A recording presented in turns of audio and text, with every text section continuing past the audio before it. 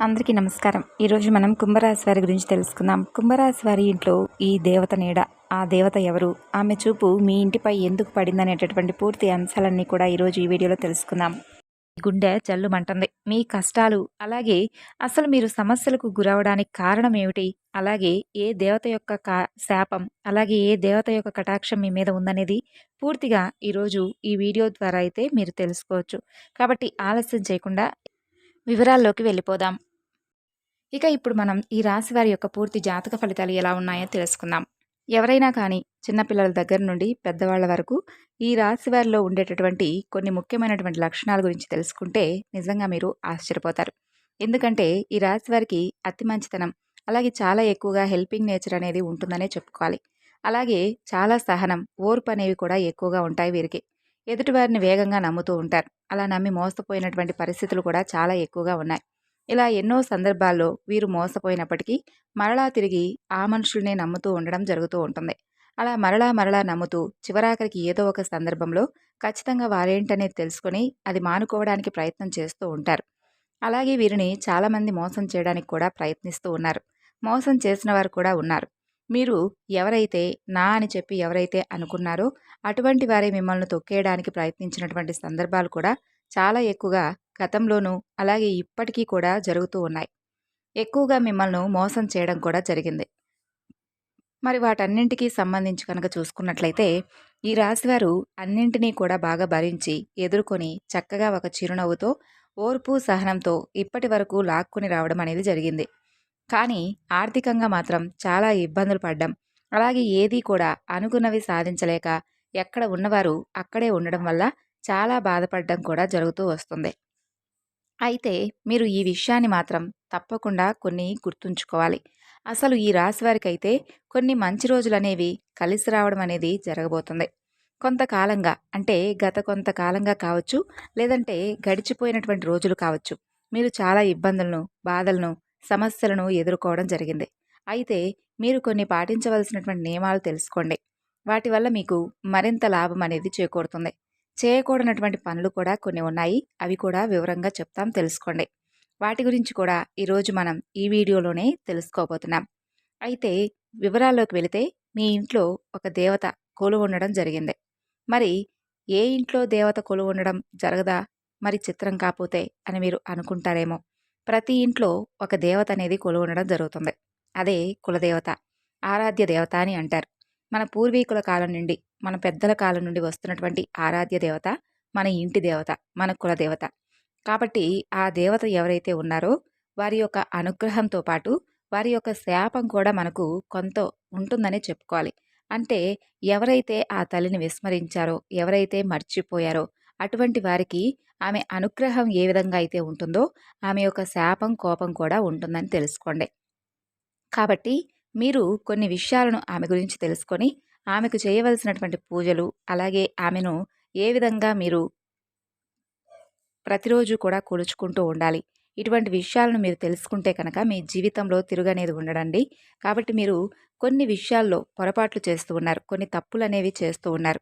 అటువంటి తప్పులు, పొరపాట్లు ఇక నుండి మీరు చేయకుండా జాగ్రత్తగా ఉండవలసినటువంటి విషయాలు కూడా చేసుకొని సరిదిద్దుకునేటటువంటి ప్రయత్నాన్ని కూడా ఈ రోజు నుండే మొదలుపెట్టండి. అయితే ఆ దేవత యొక్క అనుగ్రహం అనేది మీపై చాలా ప్రేమగా, కొంచెం కోపంతో కూడా ఉండడం జరిగింది. ఆ కోపం వల్ల మీకు ఖచ్చితంగా కొన్ని విఘ్నాలు ఎదురవుతూ ఉన్నాయి. అలాగే మీరు అనుకున్నది సాధించకుండా, ముందుకు వెళ్లకుండా ఆగిపోవడం జరుగుతుంది. విజయాలు సాధించాలని చెప్పి మీరు అనుకున్నట్లయితే కనుక మీరు తప్పకుండా ఈరోజు ఈ వివరణ అంతా కూడా విని చిన్న చిన్న పరిహారాలు ఉన్నాయి, వాటిని పాటించి చక్కగా మీ జీవితాన్ని ఆనందభరితం చేసుకోండి. మరి మీరు తెలుసుకునేటటువంటి, పాటించేటటువంటి నియమాలు ఏమిటో కూడా ఈరోజు మనం క్షుణ్ణంగా తెలుసుకుందాం. ఈ రాశి వారికి మీ ఇంట్లోనే ఒక దేవత యొక్క అనుగ్రహం, శాపం అనేది ఉందని చెప్పాం కాబట్టి ఆ దేవత యొక్క కటాక్షం ఎలా ఉంటుందనేది తెలుసుకోండి. అలాగే ఆ దేవత యొక్క శాపం కూడా మీపై అలాగే ఉందని తెలుసుకోండి. మరి మీరైతే కొన్ని పనులను ఖచ్చితంగా దూరంగా ఉండాలి. మొట్టమొదటిగా మీరు గొడవలు పడటం, ఎవరితోనైనా కానీ మంచిగా ఉండడం, అలాగే వారికి అనుకూలంగా కాకపోయినా మీకు అనుకూలంగా వారు ఏదైనా మంచిగా ఉన్నట్లే ఉంటూ చెడు పనులు చేస్తూ ఉంటారండి. అటువంటి వారి పట్ల కొంచెం మీరు ఎక్కువగా కోపభావంతో కాకుండా ప్రేమపూర్వకమైనటువంటి మాటలతో వారి నుండి మీరు దూరంగా వెళ్ళిపోండి. చెడు కార్యాలు చేయకుండా చెడును ముందుకు తీసుకెళ్లకుండా, చెడు వైపు మీరు నిలబడకుండా ఉంటే ఖచ్చితంగా ఆ దేవత యొక్క అనుగ్రహం అనేది, అలాగే ఆ దేవత యొక్క శాపం అనేది మీపై తగ్గుముఖం పడుతుంది. అంటే ఎవరైనా కానీ మీకు చెడు తలపెట్టాలని చెప్పి చూసినా, మీరు ఎదుటి వ్యక్తులకు చెడు తలంపు చేసేటటువంటి విధంగా మీ ప్రవర్తన ఉండకూడదు అని అర్థం. అంటే చెడ్డవారికి చెడ్డగా ఉండాలి అని చెప్పి అంటారు కానీ, మనం ఎంత ఓర్పుగా, సహనంగా ఉన్నాము అంటే మనకొచ్చేటటువంటి జీవితం అనేది కూడా అంతే ఆనందంగా ఉంటుంది. అలాగే ఎవరైతే గర్భిణీ స్త్రీలు కానీ, చిన్నపిల్లలు కానీ, ఆడవారు కానీ ఉంటారు కదా! మరి అటువంటి వారిని కూడా మీరు ఇబ్బంది పెట్టేటటువంటి చర్యలు అస్సలు చేయకండి. అలాగే మీరు వీలైనంత వరకు నాగదేవత యొక్క ఆరాధన చేసుకోవడం చాలా మంచిది. అంటే మీరు ఎప్పుడైతే నాగదేవత యొక్క ఆరాధన చేస్తారో, ఆ సమయంలో కూడా మీరు చాలా నిష్టగా, నియమంగా పూజలనేది చేయవలసి ఉంటుంది. మరి అలా చేయడం వల్ల కూడా మీపై ఉన్నటువంటి నాగదోషాలు కానీ, సర్పదోషాలు కానీ, ఇటువంటివన్నీ కూడా ప్రతి ఒక్కటి కూడా ప్రతి మనిషికి ఉంటాయండి. అంటే తెలిసి తెలియక చేసేటటువంటి కొన్ని దోషాలు, తప్పులు ఈ జన్మలోవి కాకపోయినా పూర్వజన్మలో ఉన్నటువంటి మనకు తెలిసి తెలియక చేసినటువంటి తప్పులుంటాయి కదా! అవన్నీ కూడా మనపై తెలియకుండానే మనపై ప్రభావం చూపిస్తూ ఉంటాయన్నమాట. కాబట్టి తప్పకుండా దీనికోసం నాగదోషాలు, కుజదోషాలు ఇటువంటివి ఉంటాయి కాబట్టి వాటి వల్ల మనం తెలుసుకోలేనటువంటి, ఎదుర్కోలేనటువంటి సమస్యలు, పరిస్థితులు ఎదుర్కొంటూ మనకు అర్థం కాక చిక్కుకుంటూ ఉంటాం వాటిలో. కాబట్టి ఈ రాశివారు ఎవరైతే ఉన్నారో మీరు కనుక ఈ కుజదోషాలు, నాగదోషాలు, సర్పదోషాలు మీపై ఉన్నట్లయితే నాగదేవత యొక్క శాపం కూడా మీపై ఉన్నట్లే అని తెలుసుకోండి. కాబట్టి మీకు కుదిరితే ఆదివారం కానీ, మంగళవారం నాడు కానీ నాగదేవతలను పూజించడం, పుట్టలో పాలు పోసి నాగదేవతలకు చెందినటువంటి బెల్లం, అలాగే నువ్వులు కలిపినటువంటి నైవేద్యాన్ని నివేదించడం, ఇటువంటివి చేయడం వల్ల ఖచ్చితంగా మీపై ఉన్నటువంటి కుజదోషాలు, నాగదోషాలు, సర్పదోషాలు ఇవన్నీ కూడా తొలగిపోతాయి. అలాగే మీరు మరీ ముఖ్యంగా చేయవలసినటువంటి మరొక ముఖ్యమైనటువంటి పని ఏమిటంటే ప్రతి మంగళవారం కూడా సుబ్రహ్మణ్యేశ్వర స్వామి వారిని పూజించడం చాలా ఉత్తమం. మీకు కనుక కుదిరితే కనీసం నెలకొక్కసారైనా సుబ్రహ్మణ్యేశ్వర స్వామి వారికి అభిషేకాలు చేయించుకోవడం అస్సలు మర్చిపోకండి. ఇలా చేయడం ద్వారా ఒక్కసారి మీరు చేసి చూడండి.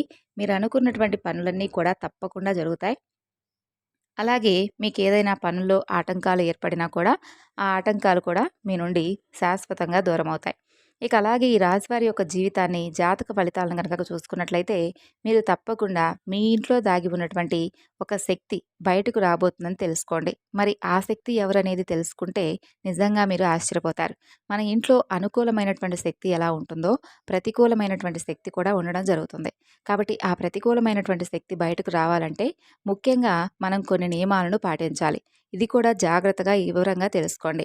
అద్భుతమైనటువంటి మీ జీవితం ఆనందంగా సాగిపోవాలంటే మీరు చేయవలసినటువంటి కొన్ని పనులేమిటి అంటే, మీరు తెలుసుకునే ముందు మరీ ఇంతకీ ఆ శక్తి ఏంటి? ఆ శక్తి అసలు బయటకు రావాలంటే మేమేం చేయాలని చెప్పి ఆలోచిస్తూ ఉన్నారు కదా! అయితే మీ ఇంట్లో అసలు ఏ శక్తి దాగి ఉందో తెలుసుకోండి. మీ ఇంట్లో దాగి ఉన్నటువంటి ఒక శక్తి, అది ప్రతికూలమైనటువంటి శక్తి. అది అనుకూలమైనటువంటి శక్తిని మీకు లోపలికి రానివ్వకుండా, ఆ ప్రతికూలమైనటువంటి శక్తి ఏదైతే ఉందో అది మనకు ఎప్పుడూ కూడా ఏదో ఒక సమస్యలను తెచ్చిపెడుతూ ఉంటుంది. కాబట్టి ఆ ప్రతికూలమైనటువంటి శక్తి మన నుండి దూరం అవ్వాలి అంటే మన ఇల్లంతా కూడా శుభ్రపరుచుకుంటూ ఉండాలి. అలాగే మన ఇంట్లో ఇంటి గుమ్మం ముందు చక్కగా పసుపు కుంకుమలతో అలికి ముగ్గులు పెట్టుకుంటూ లక్ష్మీదేవికు ఆగమనం చేసినట్లుగా మన యొక్క ఇంటి గుమ్మం అనేది పచ్చగా నిండుగా ఉండాలి. అలాగే దేవుడి పటాలు ఎప్పుడూ కూడా నిండుగా ఉండాలి. ఆ విధంగా ఉండడం వల్ల దుష్టశక్తులు ఏవైతే ఉంటాయో అవన్నీ కూడా బయటకు వెళ్ళిపోతాయి. మనకు కష్టాలు, సమస్యలు ఇవన్నీ కూడా తగ్గుముఖం పడతాయి. మనకు తెలియకుండానే మనం ఎక్కడెక్కడి నుండో వెళ్ళి కాళ్ళు కూడా కనీసం కడుక్కోకుండా ఇంట్లోకి వెళ్ళిపోయేవాళ్ళు చాలామంది ఉంటారు. అంటే వారికి ఉన్నటువంటి బిజీ లైఫ్‌లో పట్టించుకోకుండా ఏముందిలే అన్నట్లుగా కొంతమంది పట్టించుకోరండి. కానీ మన పెద్దల నుండి వస్తున్నటువంటి ఆచారాలు, సాంప్రదాయాలు అవన్నీ కూడా మనం తప్పకుండా పాటించాలి. అంటే పెద్దల మాట పెరుగన్నం మూట అంటారు కదా! వారికి తెలిసిన విషయాలన్నీ కూడా ఏది కూడా తప్పు కాదు. కాబట్టి వారి నుండి వస్తున్నటువంటి ఆచారాలు, సాంప్రదాయాలన్నీ కూడా వాస్తవం. కాబట్టి మనకు తెలియకుండానే మనకు మనమే ప్రతికూలమైనటువంటి శక్తులను ఇంట్లోకి ఆహ్వానిస్తున్న వారం అవుతున్నాం. కాబట్టి చాలా విషయాల్లో కొంచెం నెగ్లిజెన్సీ అనేది పనికిరాదనమాట. అలాగే ఈ విధంగా చేసి చూడనండి. ఇల్లంతా కూడా ఎప్పుడూ చక్కగా శుభ్రంగా ఉండడానికి వీలు కుదరకపోతే ఎప్పుడైనా కానీ శనివారం నాడు కానీ లేదంటే సోమవారం నాడు కానీ ఇల్లంతా కూడా చక్కగా శుభ్రపరచుకోవడానికి ప్రయత్నించండి. ఇంట్లో మాత్రం దేవుడి గది ఎప్పుడు కూడా శుభ్రంగా బూజు కానీ లేదంటే ఎండిపోయినటువంటి పుష్పాలతో ఉండకుండా చక్కగా చూసుకుంటూ ఉండండి. వీలుంటే మీకు కుదిరితే ప్రతిరోజు కూడా దీపం పెట్టుకోండి. అలాగే ఈ విధంగా చేస్తే మీ జీవితంలో వచ్చేటటువంటి మార్పులను చూసి మీరే నమ్మలేకపోతారనమాట. ఇక మరీ ముఖ్యంగా చూసినట్లయితే మీ యొక్క ఇంటి దేవత ఎవరైతే ఉన్నారో మీ కులదేవత ఆరాధన అనేది చాలా ముఖ్యం. కాబట్టి మీకు ఏ సమస్య ఉన్నా, ఏ కష్టాలున్నా కానీ మన యొక్క కులదేవత అనేది ప్రతినిత్యము కూడా మనల్ని కాపాడుతూ వస్తుంది. అదేమిటి మేమేమి ఆమె గురించి తెలుసుకోకుండా, మేమేం పూజలు చేయకుండా, కనీసం ఆమె గురించి ఏమీ కూడా ఆమె నామస్మరణ కూడా చేయకుండా మాపై ఎలా ఆమె అనుగ్రహం ఉంటుందా అని చెప్పి అనుకుంటారేమో కానీ, చాలా వరకు కూడా చూసుకున్నట్లయితే మన తాతలు కానీ, లేదంటే మన పూర్వీకులు కానీ ఎవరైతే ఈ పితృదేవతలను ఉంటారు కదండీ! మనకు సంబంధించినటువంటి పితృదేవతలు, వారు చనిపోయిన తర్వాత కూడా వారి యొక్క అనుగ్రహం అనేది, అలాగే వారి యొక్క శాపం అనేది మనపై ఉంటుందన్నమాట. కాబట్టి అటువంటి వారి యొక్క అనుగ్రహం, శాపం ఏ విధంగా అయితే ఉంటుందో, వారు పూజించినటువంటి మన ఇంటి దేవత, మన కులదేవత ఎవరైతే ఉన్నారో వారి యొక్క అనుగ్రహం, అలాగే వారి యొక్క శాపభావాలనేవి కూడా మనపై అంతో ఎంతో ఉంటాయన్నమాట. కాబట్టి ఆ విధంగా మనం ఏంటంటే మన పితృదేవతలకు అమావాస్య నాడు ఏ విధంగా అయితే తర్పణాలు విడుస్తామో, ఏ విధంగా అయితే పితృదేవతలకు సంబంధించినటువంటి పూజలు చేయించుకుంటామో, అలాగే తప్పనిసరిగా మన తాతల ముత్తాతల కాలం నుండి, అలాగే మన యొక్క కులానికి సంబంధించినటువంటి దేవతను విస్మరించడం వల్ల కూడా మనకు వచ్చేటటువంటి కష్ట నష్టాలు, అలాగే మనకు మంచి చేస్తుందండి. అన్ని విషయాల్లోనూ మనకు తోడుగా ఉంటుంది. కాకపోతే ఏంటంటే నేనున్నాను, నన్ను తెలుసుకొని నన్ను ఆరాధిస్తే మరింత ఎక్కువగా మీ జీవితం అనేది ఆనందంగా, సంతోషంగా ముందుకు సాగిపోతుందని మనకు అన్ని విధాలుగా కూడా ఎన్నో రకాల సూచనలు, సంకేతాలు తెలియజేస్తూ ఉంటుంది.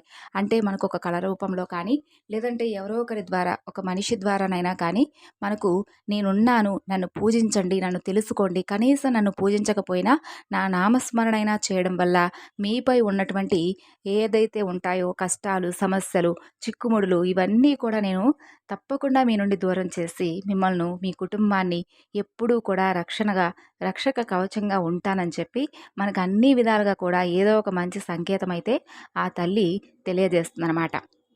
ఇలా మీరు ఒకవేళ ఇప్పటి వరకు తెలియకపోతే ఈ రాశివారు మీ పెద్దలను కానీ, లేదంటే మీ కులానికి సంబంధించినటువంటి పెద్దలను కానీ, ఇంకా లేదంటే ఎవరైనా ఊర్లో పెద్దవాళ్ళు ఉంటారు కదండి, వారిని అడిగినా కూడా చెప్తారు. మరి తెలుసుకున్న తర్వాత మీరేం చేయాలి? తప్పకుండా ఆమెకు సంబంధించినటువంటి విగ్రహాన్ని కానీ, పటాన్ని కానీ చక్కగా ఇంట్లోకి తెచ్చి పూజించుకోవడం మొదలుపెట్టండి. ఒకవేళ అది కూడా కుదరకపోతే ఆమె నామస్మరణ అయినా చేసుకుంటూ ఉండడం వల్ల ప్రతినిత్యం ఇలా మీరు ఎప్పుడైతే ఈ రోజు నుండి ఒకవేళ తెలుసుకొని స్టార్ట్ చేసి చూడండి, ముందు ముందు రోజుల్లో మీ జీవితం అనేది మీరు కూడా ఊహించిన విధంగా మారిపోతుందన్నమాట. ఇలా ఈ రోజున ఇన్నాళ్ళు మనకు తెలియకపోతే ఒకటి, తెలిసిన తర్వాత కూడా మనం మన కులదేవత ఆరాధన చేయకపోతే అది ముమ్మాటికి కూడా మన తప్పే అవుతుంది. కాబట్టి కొంతమంది తెలిసి తెలియక చేస్తే, కొంతమంది తెలిసి కూడా కొన్ని విషయాల్లో ఏముందిలే అన్నట్లుగా, టేక్ ఇట్ ఈజీ అన్నట్టుగా పెద్దగా మైండ్‌కి ఎక్కించుకోరనమాట. కాబట్టి జాగ్రత్తగా మీరైనా తెలుసుకొని పాటించవలసినటువంటి నియమాలను పాటించి మంచి జీవితాన్ని పొందండి.